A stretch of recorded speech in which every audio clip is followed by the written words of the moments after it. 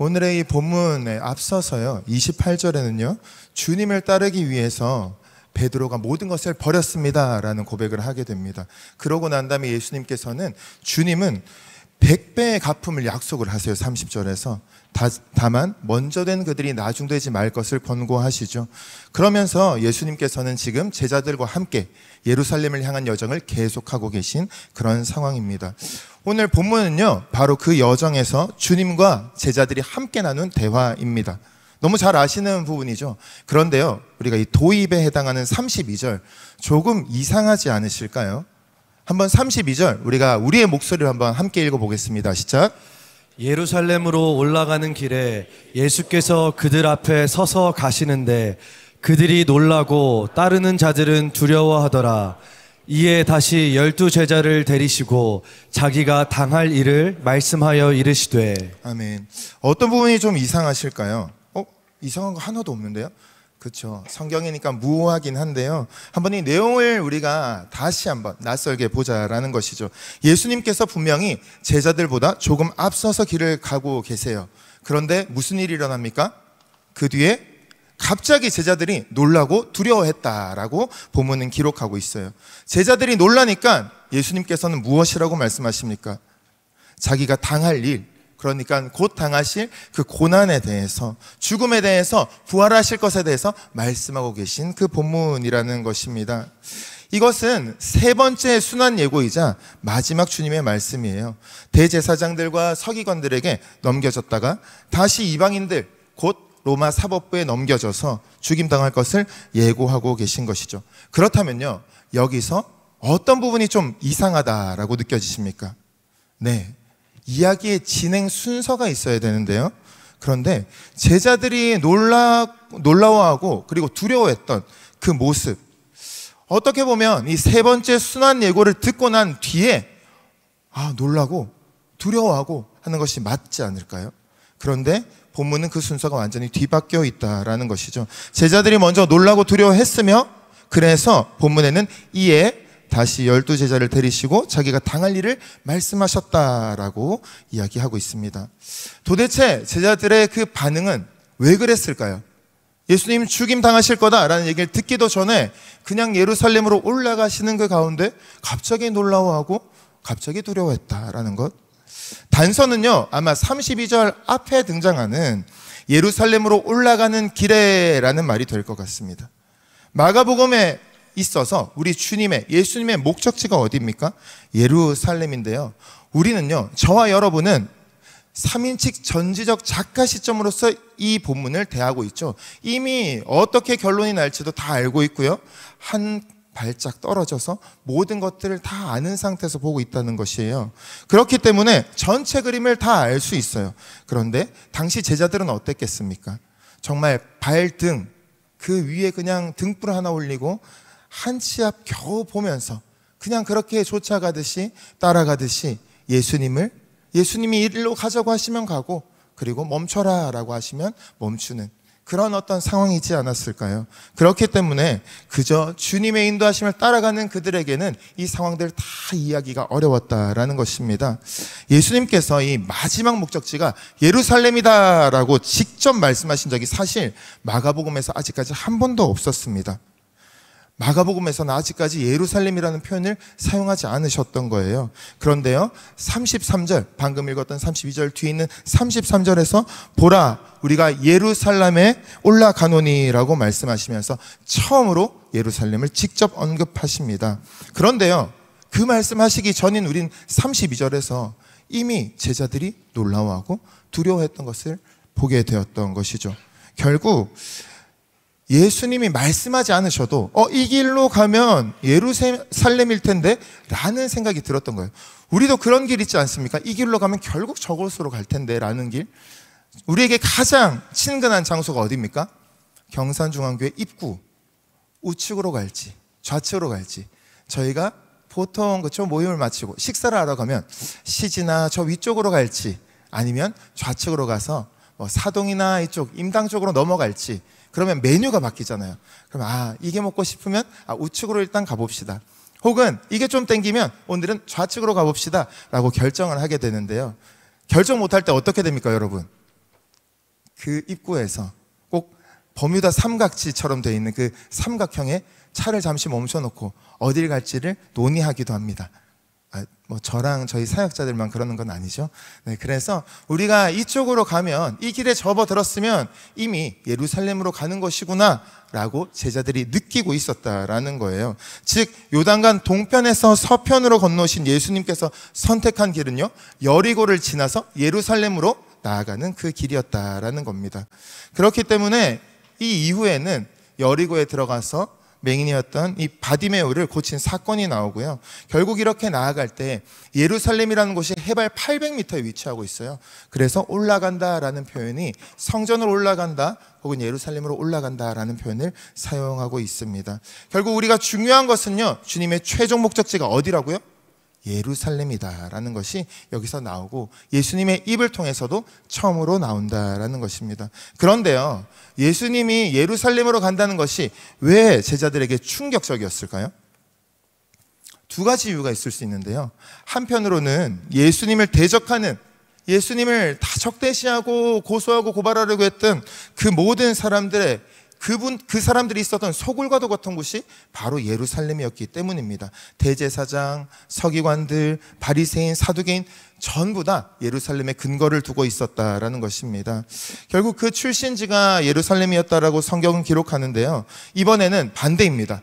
예수님께서 직접 그들을 찾으러 가시는 거죠. 즉 사자의 소굴로 어린 양이 들어가는 모습이 되기 때문에 제자들로서는, 그분을 따르는 제자들로서는 두려울 수밖에 없었던 것이죠. 또 다른 측면에서 보면요, 그런데 이것은 참 가슴 떨리는 일이 아닐 수 없습니다. 왜냐하면 그토록 기다렸던 일이기 때문이죠. 이번 예루살렘행을 통해서 예수님께서는 비로소 메시아로서 자리매김을 하게 되실 것이다, 이것을 제자들이 기대하고 있었다라는 겁니다. 이때까지 주님께서는 자신이 하나님의 아들인 것을 드러내지 말라라고 말씀하셨지만 이제 때가 됐습니다. 유대인의 최대 명절에 모든 시선과 관심이 예루살렘으로 딱 쏠리는 그때, 명실상부한 유대 왕으로서 나타나실 그 주님의 그 절정의 시간이 목전에 있었던 것이죠. 당연히 제자들은 흥분할 수밖에 없었던 것입니다. 사랑하는 여러분, 여러분은 만약 이때 예수님과 함께 있었다면 어땠을 것 같습니까? 두려웠을까요? 염려되었을까요? 아니면 예수님 진짜 왕이니까 너무 기대된다, 흥분된다, 정말 그때 꼭 암행어사 출두요 하는 것과 같은 그런 짜릿함이 있을 거다라는 마음이었을까요? 오늘 이 말씀을 통해서요, 제자들의 본심, 속마음을 살펴보고요, 예수님의 또한 진심을 조금 더 알아가며 그 마음으로 우리의 마음의 중심을 가득 채우는 시간이 되길 소망합니다. 그래서 먼저 우리가 살펴볼 것은요, 제자들의 본심이 무엇이었냐라는 것인데요, 그 안에는 자신들도 모르는 새 감춰진 욕망이 있었다라는 겁니다. 본문에는 누가 나옵니까? 세베대의 두 아들이죠. 야고보와 요한이 주님께 나와서 한 자리씩 청탁하고 있습니다. 37절에는 이렇게 나오죠. 여짜오되 주의 영광 중에서 우리를 하나는 주의 우편에 하나는 좌편에 앉게 하여 주옵소서라고요. 주님이 영광 받으실 때, 곧 메시아로 즉위하실 때, 그때 두 형제가 한 사람은 좌편에 한 사람은 우편에 앉게 해달라라고 이야기하는데요. 참 의외고 뻔뻔한 요구로 그렇게 여겨지기도 합니다. 하지만 이 두 사람은요, 이제 때가 다가왔다라는 것을 확신하고 있었다라는 것이죠. 35절에서는요 어떻게 이야기합니까? 그렇기 때문에 주께 나와서 여짜오되라고 하면서 선생님이여, 무엇이든지 우리가 구하는 것을 우리에게 하여 주시기를 원합니다 라고도 고백합니다. 예루살렘으로 방향이 정해져 있는데요, 이제 어떻게 되었든 끝장을 보게 될 것이다 라는 마음을 가지고 그렇게 나아갑니다. 앞서 언급한 것처럼 28절에서는 어떻게 되었습니까? 베드로가 먼저 선수를 쳤죠. 우리는 모든 것 버리고 주님 따르고 있습니다 라고 하면서 100배의 갚음에 대해서 예수님으로부터 확답을 들었던 상황입니다.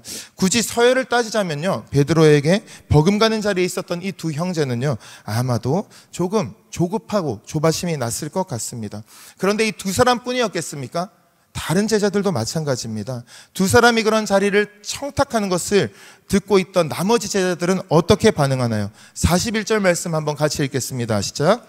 열 제자가 듣고 야고보와 요한에 대하여 화를 내거늘. 네, 화를 내었다. 만약 나머지 제자들에게요, 이 자리에 대한 욕심이나 어떠한 질투심도 없었다면 굳이 화를 냈을까요? 그 가운데에는 모든 제자들이 동일한 생각, 우리 예수님이 왕이 되시면 나도 한몫할 거야, 한자리 할 거야. 그런데 왜 너만 더 좋은 자리 가려고 하냐? 라는 그러한 마음들이 있었다라는 것입니다. 즉 여러 가지 매우 격한 감정들이 이 제자들을 가득 채우고 있었다라는 거예요. 놀라움과 두려움, 그리고 한편으로는 분노와 기대, 시기까지 지금 제자들은 과흥분되어진 상황이라는 거죠. 사실 제자들의 이런 흥분되어진 상황은요, 이 지금의 예수님의 길 자체를 오해하게 만드는 중요한 요인 중 하나로 볼 수 있습니다.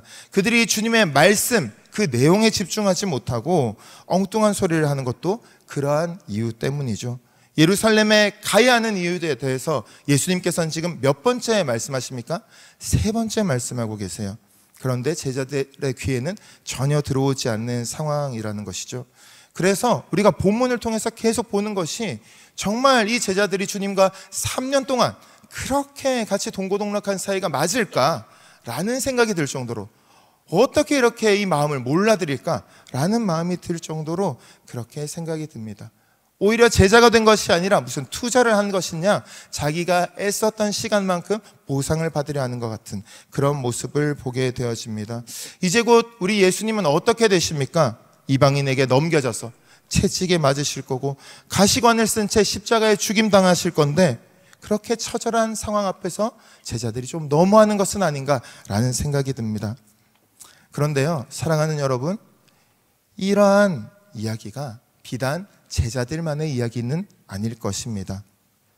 본문을 우리는 전지적인 시점에서 보고 있으니까 이렇게 비평할 수 있는, 비평가의 입장으로서 판단할 수 있는 것이죠. 그런데 저 또한 그렇고요. 저와 여러분의 삶을 한번 들여다보시면 어떡할까요? 우리는 분명 더 기막힌 상황을 마주할 수도 있을 것입니다. 주님과 일치된 그런 감정, 그 마음을 알아들이고 그 말씀에 주목하고 그 뜻을 헤아려서 살고자 애쓰는 그런 모습 있을 수 있죠. 하지만 정말 그것으로 가득 채워져 계십니까? 물론 우리는 제자들처럼 노골적으로 천국에 한 자리 주세요 라고 요청은 하지 않겠죠. 그러한 권세나 영광을 요구하진 않습니다. 하지만 훨씬 더 교묘하고 또 정교하게 우리 자신을 위한 그 욕망을 살아내고 있는 것이 저와 여러분이라는 것입니다. 믿음이 좋아서 요청하지 않는 것이 아니라 그만큼 교묘해진 것일 수도 있고요, 그만큼 살만해져서 그럴 수도 있다라는 것입니다. 그래서 오늘 우리는 이 제자들의 모습을 통해서 다시 한번 주님의 마음을 혹시나 오해하고 있었다면, 그 뜻을 헤아리지 못하고 있었다면 우리의 마음을 진솔하게 들여다볼 수 있는 은혜 주시길 간절히 소망합니다. 그래서 우리가 살펴볼 것은요, 예수님의 진짜 마음은 그럼 무엇이었나? 결국 우리를 끝까지 참아주시고 기다려주시고 사랑해주시는 그 마음이라는 거죠. 제자들의 상황이 얼마나 속이 터지셨겠어요. 이렇게 말해도 한 번, 두 번도 아니고 3번째 말하는데도 여전히, 그렇죠, 그 이후에 말하는 것이 한 자리 주세요. 그런데 다른 제자들은 아이 그렇게 생각하지 마, 예수님 마음 그런 거 아니잖아 라고 하는 것이 아니라 왜 너네만 그렇게 얘기해? 라고 같이 화를 내고 있는 그 혼란스럽고 소란스러운 자리가 한편으로는 얼마나 우리 예수님의 마음이 타들어가셨을지, 답답하셨을지 가늠이 되지 않습니다. 그런데 제자들의 상황이 이러한데 예수님은 어떠십니까? 별 요동이 없으세요. 한번 36절 말씀 같이 읽어볼까요? 시작. 너희에게 무엇을 하여 주기를 원하느냐? 네, 저는 이 본문을 묵상할 때예요, 참 이 부분이 신기하기도 하고 좀 낯설게도 느껴졌습니다. 예루살렘으로 가시는 그 주님의 모습에 흥분한 제자들을 향해서 다시 한번 차분하게 말씀하시는 예수님의 모습인 거죠. 고난과 부활에 대해서 하나하나 다시 설명하셨고요, 또 야고보와 요한의 어처구니 없는 것 같은 그러한 요구, 무엇이든지 말하면 다 들어주세요. 우리도 그렇게 말할 때 있죠. 이거 해줄 수 있어? 라고 질문하기보다는 일단 들어줄 거야 라고 얘기하고, 들어줄 거면 말하고 안 들어줄 거면 말 안 할래. 뭔데? 그래서 들어줄 거냐고. 그래서 들어줄게 얘기해봐 라고 하는 것 같은 그런 모습이라는 거예요. 어떻게 예수님께 그러한 권리를 주장하고 있을까? 그런데 그 가운데에도 친절하게 그들의 눈을 열어주고 계신 것, 서로 다투며 화내는 이 제자들에게도 진정시키면서 진정한 섬김에 대해서 이야기하시는 것들, 그러면서도 자신이 짊어질 대속의 죽음에 대해서도 설명하는 좋은 기회로 삼으신 것을 볼 때 우리 주님은 너무 차분하고 침착하시다는 거죠. 정말 서로 다투고 자기 목 챙기기에 바빴던 그 제자들을 향해서 우리 주님은 그난 꾸지람 한번 하지 않으시는 것을 우리가 볼 수 있습니다. 왜 너희 둘만 자리를 요구해? 왜 이렇게 다투고 흥분해? 아직도 깨닫지 못해? 라고 나무라지 않는다는 것이죠. 포기하셔서 그랬을까요? 왜 그러셨을까요? 어떻게 그러실 수 있었을까요? 체념하셔서 그랬을까요? 아니죠. 그냥 주님께서는 포기 없이 계속 설명하고 계시고요, 제자들을 일깨워주고 계시다는 거예요. 전혀 낙심하시거나 지친 기색이 없다라는 겁니다. 결국 꾸짖지 않으시고 되물으시면서 계속해서 우리에게 기회를 주시는 그 주님을 우리는 여기서 발견하게 됩니다. 우리의 어떠한 오해와도 상관없이요. 그래서 야고보와 요한에게 이렇게 말씀하시죠. 38절 말씀 함께 읽습니다. 시작. 예수께서 이르시되 너희는 너희가 구하는 것을 알지 못하는도다. 내가 마시는 잔을 너희가 마실 수 있으며 내가 받는 세례를 너희가 받을 수 있느냐. 무엇이라 말씀하십니까? 이 잔과 세례 너희가 마실 수 있냐? 받을 수 있냐? 그리고 그 앞서서 너희는 무지하다, 알지 못한다, 너가 뭘 구하고 있는지를 그렇게 이야기합니다. 그런데 이것은 할 수 있습니다를 요구하는 그러한 질문입니까? 아니죠. 오히려 부정의 대답을 원하는데요, 이들은 무엇이라고 합니까? 아까 드라마 바이블에서도 할 수 있습니다 라는 그러한 합창과도 같은 소리를 들으셨죠? 네, 할 수 있답니다. 그게 뭔지 모르지만 할 수 있고요, 마실 수 있고 받을 수 있다, 일단 다 할 수 있다라고 말하고 보는 거죠. 그런데요, 왜 그런 말을 할까요? 아마도 그렇게 하면 한 자리 차지할 수 있지 않을까라는 생각이지 않았을까요? 원래 구약 성경에서 잔은요, 하나님의 진노의 잔, 술잔을 뜻합니다. 시편 75편 8절에서도 나오는데요, 그것을 마신다는 것 자체는 그 진노를 직접 받는다라는 이야기를 하는 거죠. 세례도 마찬가지예요. 침례, 곧 물에 잠기는 것은요, 다름이 아니라 죄에 대한 하나님의 심판의 강물, 그리고 고난의 강물에 잠기는 것을 이야기하는 것입니다. 그런데 두 사람은 그걸 마실 수 있다라고 얘기해요. 그 대답에 뭔가 높은 자리가 걸린 것 같으니 뭐가 됐든 일단 할 수 있다라고 대답하고 있다라는 것이죠. 그런데요, 주님은 그런 답답한 모습에 대해서도 어떻게 반응하십니까? 전혀 아무 말씀하지 않으시는 거예요. 오히려 뜻밖의 말씀을 하시죠. 실력도 없으면서 일단 호언장담만 할 줄 아는 두 사람을 향해서 정말 그들이 언젠가는 그 길을 걸어갈 수 있게 될 것이다 라고 오히려 말씀하십니다. 너희들 실력은 어림없다 라고 하는 게 맞는 것 같은데 되게 싱거운 것처럼 너희가 그렇게 될 거야 라고 말씀하십니다. 참 이 예수님의 모습 어떻게 보이십니까? 그런데요, 이렇게 철부지 같은 두 사람, 야고보와 요한은 훗날 어떤 모습으로 우리에게 전해집니까? 위대한 순교자 야고보이고요, 가장 존경받는 하나님의 사랑받는 제자인 사도 요한으로서 그렇게 우리에게 전해져 내려오죠. 예수님은 그 당시의 철부지와 또 같은 그런 모습, 오해하는 모습, 그것을 바라보신 것이 아니라 결국 완성되어질 주님 안에서 완벽하게 아름답게 그렇게 살아낼 그 미래의 모습을 먼저 보고 계셨다라는 거예요. 서로 다투고 화내는 제자들에게는 어떻게 하셨을까요? 그들에게도 마찬가지였습니다. 한바탕 큰 꾸지람이 있을 법도 했는데요, 주님은 그들을 주님 편에 선 존귀한 자로 대우하십니다. 세상 사람들은요, 권세를 탐하고 높은 자리에 올라가면 힘으로 내리 누르는데요, 예수님은 어떻게 하십니까? 43절에서 너희 중에는 그렇지 않을지니 라고 말씀하시죠. 너희는 다르고 너희는 특별하다, 여전히 세상과 구별되어 있다 라고 그렇게 존귀한 자로 대우하고 계시다라는 거예요. 너희 중에는 그렇지 않을지니 라는 이 말씀, 여러분 어떻게 좀 다가오십니까? 얼마나 감사한 말씀입니까? 앞뒤 분간하지 못하는 제자들, 그것이 우리의 모습일 수도 있는데요, 그 가운데서도 그들을 창피 주거나 무시하지 않으십니다. 어떻게든 그들이 존귀한 모습으로 살아내기를, 그렇게 빚어져 가기를, 영광의 모습이 되어가기만을 간절히 바라시고 소망하시면서 친히 그렇게 이끌어 주시는 분이 우리 예수님이시라는 거죠. 주님은 그래서 지금 모습 그대로가 아니라요, 회복되고 성장하고 온전해진 모습으로 그들을 인정하고 바라보고 계십니다. 부족함을 지적하고 책망하기만 하는 것이 아니라 오히려 그들을 주님의 일부로 여기시고 끝까지 포기하지 않으신 채 그저 한 발 앞서서 32절에 나왔던 것처럼요, 예루살렘으로 올라가는 길에 예수께서 그들 앞에 서서 가시는데 라고 하는 그 구절처럼 그들 한 발 앞서서 그들을 이끌고 가고 계시다는 거죠. 그런데 그 길이 어떤 길이라고 오늘 본문에서 나옵니까? 오르막길이죠. 힘든 오르막길이죠. 그냥 해발 800m 위에 있는 예루살렘으로 올라가기 때문에 힘든 길입니까? 십자가의 길이기 때문에, 비아 돌로로사, 정말 고난의 길이고 죽음의 길이기 때문에 더 힘든 길이지 않습니까? 그런데 함께하는 제자들조차 그 마음을 이해하지 못하는 그 여정, 그런 가운데에서도 이 제자들이 정말 예수님의 마음을 결국 알게 될 것이고 그렇게 살아낼 것이다 라는 영광스러운 모습을 지금 자리에서 보고 나아가시는 분이 우리 예수님이시라는 거죠. 그렇게 끝까지 이끌어주시는 분이 우리 주님이시라는 건데요, 요한복음 13장 1절에서는 이렇게 이야기하죠. 세상에 있는 자기 사람들을 사랑하시되 끝까지 사랑하시니라 라고요. 우리 예수님은 그렇게 우리를 끝까지 사랑하시는 분인 줄 믿습니다. 사랑하는 여러분, 오늘 저와 여러분을 향한 예수님의 마음도 이와 같지 않을까요?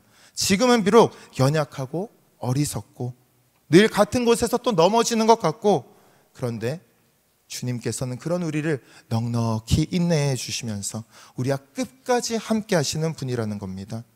어쩌면 그렇게 변하지 않고 어쩌면 그렇게 깨닫지 못하는지 답답해 하시는 것이 아니라 끝까지 우리를 포기하지 않으시고 오늘도 함께 하시는 분, 사랑의 눈으로 인자한 그 품에 우리를 끌어안아 주시는 분이 우리 주님이시라는 거죠. 그렇게 우리를 완성될 모습으로 영광스러운 존재로 귀하게 하나님의 형상답게 여겨주시면서 그렇게 우리를 인정하고 받아들여 주시는 분이 우리 주님이신 줄 믿습니다. 사랑하는 여러분, 우리 그 주님을 믿고요, 의지하여서 정말 그 모습이 되어 봅시다. 그래서 제자들이 그랬듯 저와 여러분의 삶도 그렇게 살아갈 때 그리스도의 장성한 분량에 이르게 될 줄 믿습니다. 아멘. 우리의 어떠함 때문입니까? 아니죠. 결국 45절에서 이야기하는 것처럼 자신을 대속물로 주신 예수님, 우리에게는 아무런 능도 없고 힘도 없지만 자격도 없지만 예수님께서 자기의 목숨을 먼저 내어주시고 끝까지 붙들어 주신다는 것, 그래서 우리가 영광스러운 모습으로 오늘도 나를 받아들이고 주님 안에서 나를 나답게 인정하며 살아낼 수 있다는 것, 그것이 복음의 능력이라고 생각이 됩니다. 그렇다면 우리는 이러한 복음의 능력, 이 말씀 앞에 어떻게 살아갈 수 있을까요? 우리는 전심으로 반응하며 나아가야 된다라는 것이죠. 무엇이 중요합니까? 제자들이 대단해서였습니까? 그런 것 아니죠. 그저 주님과 동행하였기 때문입니다. 그 마음 다 알지 못했고 오해했고, 그럼에도 불구하고 주님과 함께 있었기 때문에 주님께서 붙들고 계셨다라는 것입니다. 조금 앞서 먼저 가시는 주님을 우리가 놓치지만 않는다면, 꼭 제자들이 예수님을 예루살렘으로 모시는 것 같지만 사실은 예수님이 제자들을 품고 이끌어 가시는 것이죠. 그런 모습이 우리의 생과 너무 닮아 있다라는 거예요. 그렇기 때문에 우리가 한번 다시 오늘의 말씀을 읽으면서 우리의 모습들을 돌아보려고 하는데요, 35절 말씀 한번 같이 다시 읽어볼까요? 시작. 세베대의 아들 야고보와 요한이 주께 나와 여짜오되 선생님이여 무엇이든지 우리가 구하는 바를 우리에게 하여 주시기를 원하옵나이다. 아멘. 참 너무 대단한 요구 같지 않습니까, 여러분? 처음 이 본문을 볼 땐 피식 웃음이 나올 것 같은 그런 본문이었습니다. 너무 날강도 같은 거죠. 너무 제멋대로 같은 거예요. 그런데 묵상할수록 이 말과 우리 예수님이 어떠한 분이신지, 우리가 이 요구를 하는 대상인 그 예수님이 어떤 분이신지를 바르게 볼 수만 있다면 이러한 고백, 요구가 조금 다르게 느껴지지 않습니까? 주님께서 다 들어주시지 않을 수도 있어요. 본문에서도 분명히 예수님 그렇게 말씀하시죠. 그건 내가 줄 게 아니라 오직 하나님의 주권에 달려있는 것이다 라고 이야기합니다. 하지만 그것을 요구하고 물어봤다라는 그 사실 자체가 중요하다라는 거예요. 그 정도의 관계가 된다라는 거고요, 그 정도의 마음이다라는 것을 보여주는 겁니다. 그래서 그렇게 요구할 수 있는 권리가 우리의 이 정도 사이면, 우리 사이면 그렇게 할 수 있지 않나요? 라고 이 두 사람이 생각했다는 거죠. 예수님도 아마 같은 생각이셨던 것 같아요. 그래서 두 사람을 향해서 요구하는 태도 그 자체에 대해서 뭐라고 하십니까? 그러지 않습니다. 아까 읽었던 것처럼 너희에게 무엇을 하여 주기를 원하느냐, 너무 부드럽고 인자한 그 음성으로 되물으시는 우리 주님을 바라보게 된다라는 것이죠.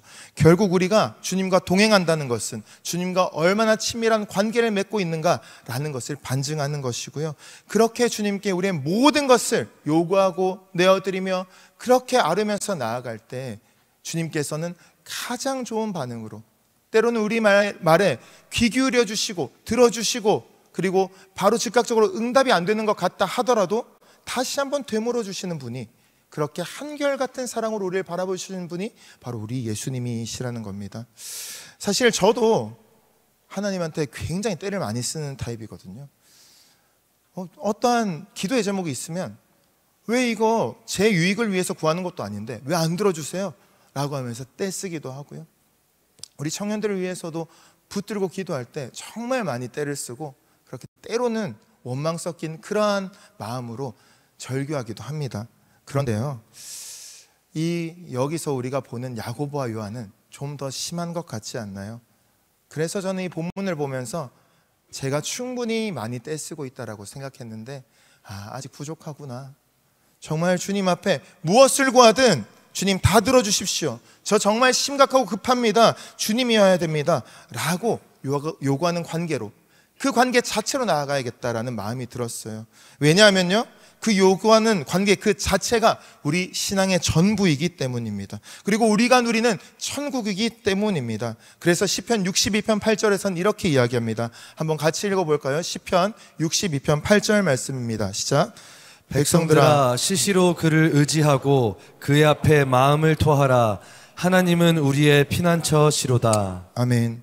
언제 그를 의지합니까? 시시로, 시시때때로, 언제든지 계속하여서 그를 의지하고 그의 앞에 마음을 토하라. 왜죠? 하나님은 우리의 피난처시기 때문이다.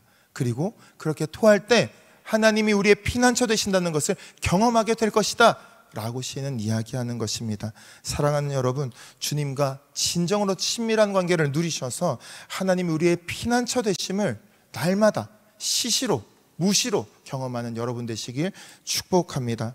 그렇다면 마지막으로 우리가 살펴볼 것은요, 그런데 우리가 제자들처럼 왜 주님께 요구하지 못할까? 우리가 제자들보다 많이 못해서일까? 왜 그럴까? 라고 한다면 아마도 이러한 마음이지 않았을까요? 제자들 상황은 어땠습니까? 자기의 모든 것 뒤로하고 예수님 따라 나섰죠. 그렇게 3년의 시간을 함께 보냈죠. 그런데 만약에 하나 예수님의 그 말씀이 진리가 아니라면, 왕이 아니시라면 어떻게 됩니까? 앞으로 그들은 어떻게 살 수 있겠습니까? 즉 그들은 올인 했다라는 것이죠. 자기의 모든 것을 걸었기 때문에 그렇다는 거예요. 그러면 뒤집어서 우리가 생각해 볼까요? 우리는 이 예루살렘 앞에서의 두려움이 얼마나 있나요? 올인의 그 마음, 우리는 예수님께 전부를 걸고 있나요? 예수님 왜 이렇게 우리 마음 가운데 간절하게 안 누려질까요? 라는 그 고백, 그 이전에, 그 앞단에 우리는 얼마나 주님께 우리의 모든 것을 걸면서 나아가고 있습니까? 제자들은요, 그 두려움 속에서 주님께 요구하고 있는 거예요. 우리가 무엇을 구하든지 주님 들어주셔야 합니다. 우리는 주님밖에 없습니다. 주님 외에는 아무것도 가진 게 없는 자들입니다. 주님 망하면 우리도 망합니다. 제가 주님께 모든 것 걸었습니다 라고 말하고 있는 것이죠. 예수님을 믿는 성도는요, 이러한 절박한 마음이 우리 마음 가운데 있는지 진지하게 고백하고 고민해봐야 한다라는 것입니다. 그게 없다면요, 아마도 저와 여러분은 모든 것을 버리고, 아니 우리의 삶에서 어떤 것도 버리지 않고 그저 예수님을 하나의 도구로 취급하고 있는 것인지도 모른다는 것이죠. 사랑하는 여러분, 부디 우리 예수님과 그 나라의 모든 것을 거는 믿음의 백성 되시기를 간절히 축복합니다. 아멘. 그래서 우리 또한 이 두 제자가 이야기한 것처럼 무엇이든지 우리가 구하는 바를 우리에게 해주시기를 간절히 원합니다 라고 고백할 수 있길 간절히 소망합니다. 그렇게 우리가 나아갈 때에 우리 주님은 우리와 함께하고 계실 뿐만 아니라 우리의 모든 것들을 붙들어 주시는 분이다. 피난처가 되실 뿐만 아니라 우리를 지금도 영광스러운 존재로 대우하고 계시다라는 것을 경험하게 될 줄 믿습니다. 말씀을 맺으려 합니다. 요한일서 5장 14절 15절에서는 이렇게 이야기합니다. 그를 향하여 우리가 가진 바 담대함이 이것이니 그의 뜻대로 무엇을 구하면 들으심이라. 우리가 무엇이든지 구하는 바를 들으시는 줄을 안즉 우리가 그에게 구한 그것을 얻은 줄을 또한 아느니라 라고요. 여러분, 우리가 주님께 나아갈 수 있는 이유, 그리고 나아갈 때 가져야 할 마음이 무엇입니까? 여러분, 얼마나 우리의 모든 것을 주님께 걸고 나아가고 계십니까? 주님, 더 깊이 만나고 싶어요. 정말 제 인생의 주인이 되어 주시길 바랍니다 라는 간절함이 있으시잖아요. 그래서 이 자리에 계시잖아요. 이 자리에 나아오셨다라는 것 자체가, 시간과 장소를 구별하여서 주님께 나아오셨다는 것 자체가 오늘 제자들과 같이 주님의 길에 동행하고 계시다라는 것을 믿으시길 바랍니다. 그런데 그 걸음 또한 우리 주님께서, 우리 성령께서 이끌어주고 계시다는 거예요. 그런데 그렇게 우리의 처음 사랑으로 오셨던 그 주님이 우리를 끝까지 사랑하신다. 세상 끝까지 사랑하신다. 지금도 우리의 모습이 어떠하든지 어떤 걸 요구하든지 그저 더 요구하길 원하고 더 나만 의지하길 원하고 나에게 모든 것을 걸면 그것보다 더 큰 것으로, 더 필요한 것으로, 모든 것으로 채워주겠다 말씀하고 계십니다. 사랑하는 여러분, 우리의 모든 예배의 자리 귀하게 여기시며 그렇게 나아가 보시지 않겠습니까? 내 삶에서 혹여나 아직 그렇게 주님께 내어드리지 못한 부분이 있다면 한번 오늘을 기점으로, 이번 특세를 기점으로 주님께 한번 성령의 도우심을 구하며 내어드려 보시지 않겠습니까? 그러한 기도의 제목으로 나의 삶이 변화되길 원합니다 라는 것이 그저 삶이 더 나아지길 바라는 것이 아니라 완전히 변화되어져서 새로운 영으로 충만한 삶 살기 원합니다 라고 한번 간구해 보시지 않겠습니까? 그렇게 나아가실 때에 우리 주님은 분명히 인자한 그 눈빛으로, 따스한 손길로 다시 한번 우리의 손을 잡아서 일으켜 주실 것이고요, 그 사랑으로 우리의 마음을 가득 채워주셔서 가장 자연스럽고 우리 각자에게 가장 완벽하고 섬세한 그 손길로 역사해 주실 줄 믿습니다. 그러한 하나님이 우리의 피난처 되심을, 우리를 꼭 끌어안고 계시다는 것을 경험하고 누리시는 복된 인생 되시길 주님의 이름으로 간절히 축복합니다.